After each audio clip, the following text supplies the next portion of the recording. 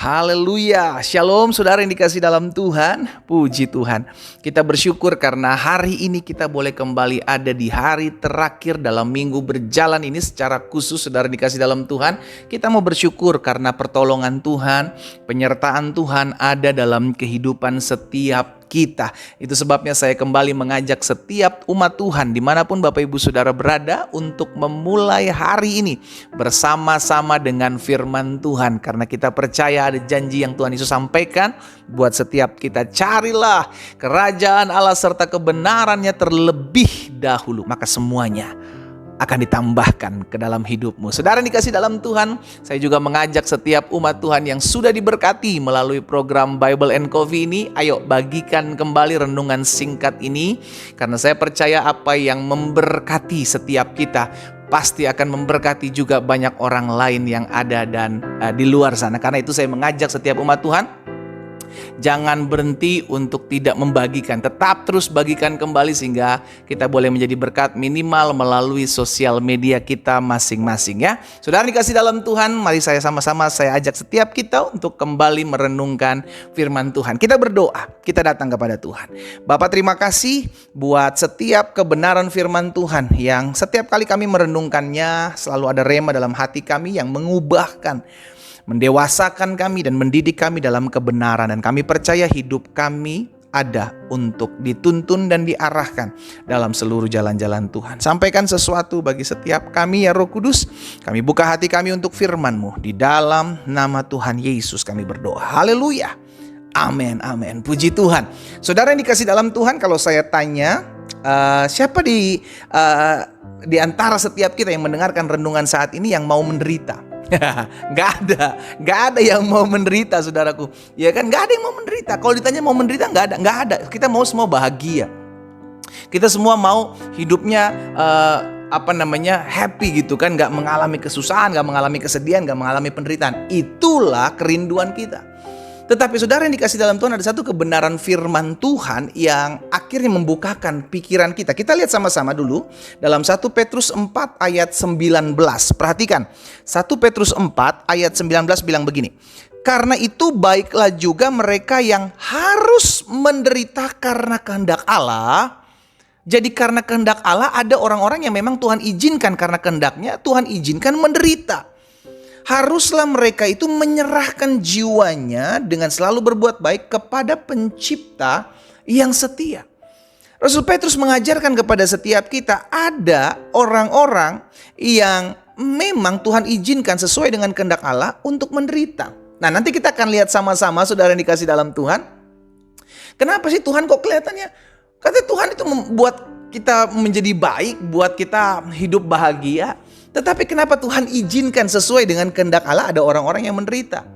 Kita lihat dulu 1 Petrus 3-nya ayat 14, saudara yang dikasih dalam Tuhan. Lihat, tetapi sekalipun kamu harus menderita juga karena kebenaran. Jadi penderitaan di sini bukan penderitaan karena dosa, tetapi penderitaan ini karena penderitaan karena engkau melakukan sebuah kebenaran. Contoh, saudara dihianati, saudara tidak membalas, engkau menderita secara daging. Karena daging kita pengen yang ngebalas, daging kita pengen yang membalas yang jahat dengan yang jahat. Tetapi kita diajarkan oleh Tuhan, lakukan apa yang baik buat semua orang, termasuk orang-orang yang mengkhianati kita, termasuk orang-orang yang berbuat jahat kepada kita. Sehingga itulah yang disebut menderita secara daging, tapi kita hidup dalam kebenaran. Kita menderita karena kebenaran. Tetapi sekalipun kamu harus menderita juga karena kebenaran, kamu akan berbahagia. Jadi ternyata saudara yang dikasih dalam Tuhan, ketika kita secara sadar melakukan firman Tuhan dan kita menurut daging kita ini, pengennya disenangkan, pengennya dipuaskan, itu mengalami penderitaan daging kita. Tetapi roh kita ini bahagia karena apa? Melakukan kebenaran. Kamu akan berbahagia, sebab itu jangan kamu takuti apa yang mereka takuti dan janganlah gentar. Saudara yang dikasih dalam Tuhan, satu ayat lagi dalam Lukas 24 ayat 26. Yesus bilang begini, bukankah Mesias harus menderita semuanya itu lalu untuk masuk ke dalam kemuliaannya? Berarti ada kalanya Tuhan izinkan anak-anak Tuhan ini mengalami penderitaan. penderitaan karena menyangkal dosa, penderitaan karena menyangkal daging, penderitaan karena tidak mengikuti keinginan-keinginan dan hawa nafsu, itu menderita. Menderita, saudara dikasih dalam Tuhan, untuk ukuran daging, untuk diri manusia yang hidup di dalam kedagingan itu merupakan penderitaan. Tetapi buat orang yang hidup di dalam roh, hidup dalam tuntunan Tuhan, itu merupakan suatu kebahagiaan. Nah, karena itu saudara dikasih dalam Tuhan, saya mau bagikan tentang kebenaran tentang penderitaan yang dihadapi oleh orang percaya. Yang pertama, apa sih kebenaran tentang penderitaan yang dihadapi orang percaya? Yang pertama, menderita namun berbahagia. Wah, bingung nih kan? Suatu pernyataan yang agak membingungkan. Menderita namun berbahagia. Maksudnya apa, Pak? Kita orang percaya itu tahu betul bahwa kebahagiaan ini bukan keadaan.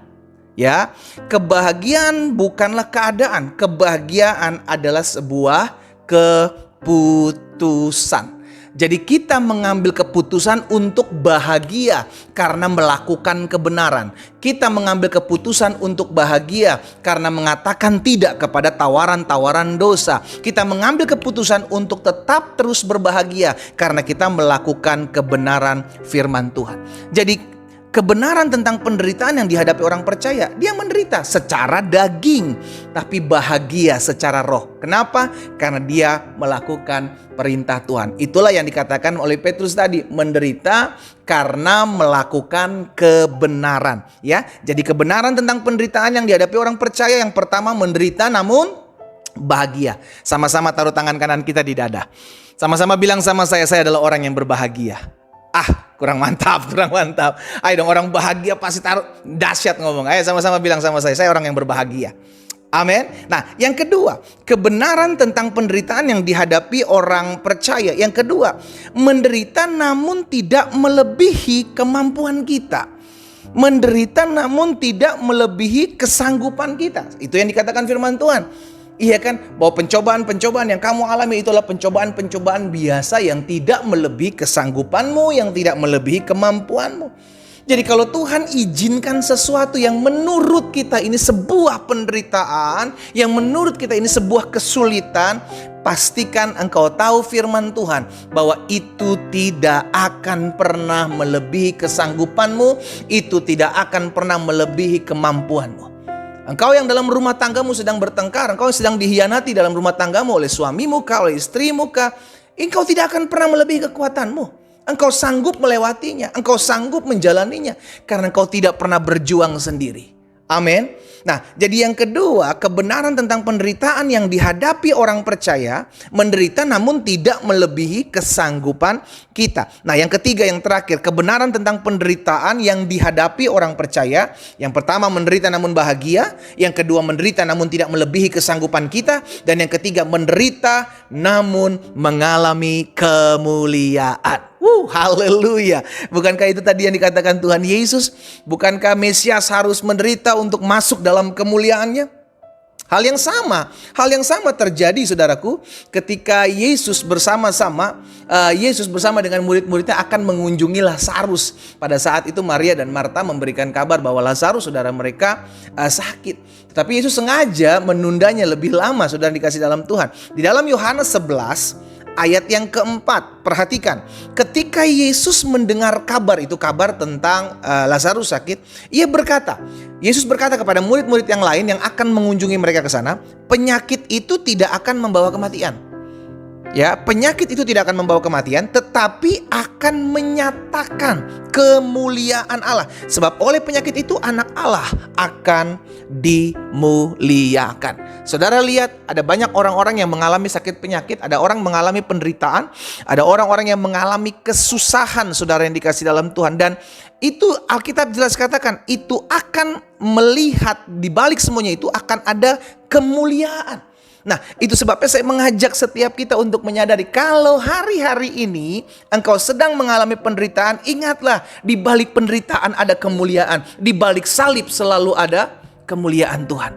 Saya mengajak setiap kita untuk menyadari hal ini, sehingga kita orang percaya tidak takut. Kalau memang Tuhan izinkan saya harus menderita, kalau Tuhan izinkan memang saya harus mengalami kesusahan, kalau Tuhan memang izinkan saya harus mengalami sesuatu yang menyesakkan saya percaya saya akan mengalami kemuliaan di balik semuanya itu. Haleluya. Saya mengajak setiap umat Tuhan untuk menyadari hal ini. Penderitaan bukanlah kesulitan, penderitaan bukanlah kesusahan, penderitaan kalau itu menurut kehendak Tuhan, kalau itu memang maunya Tuhan terjadi dalam hidup kita, maka semuanya akan mendatangkan kebaikan buat setiap kita. Kita berdoa, kita datang kepada Tuhan. Bapa, kami bersyukur karena kami adalah orang-orang yang berbahagia.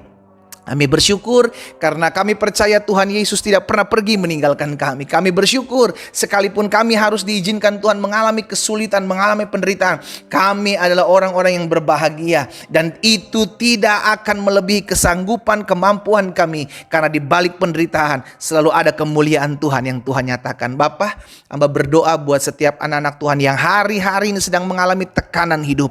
Tuhan ingatkan selalu hati kami untuk selalu mengandalkan Tuhan, untuk selalu berharap kepada Tuhan, dan tidak boleh mundur ketika kami diperhadapkan dengan kesulitan. Kami harus maju karena di balik kesulitan, di balik penderitaan, di balik kesusahan, kami akan melihat kuasa kemuliaan Allah dinyatakan dalam hidup kami. Hamba juga berdoa buat yang sakit, Tuhan jamah dan sembuhkan di dalam nama Yesus, sehingga kami boleh melihat kemuliaan Allah dinyatakan atas masing-masing kami. Terima kasih Bapa yang baik, terima kasih. Di dalam nama Tuhan Yesus Kristus kami berdoa dan kami bersyukur. Haleluya. Amin, amin. Dan nikmati kopi kita, saudara.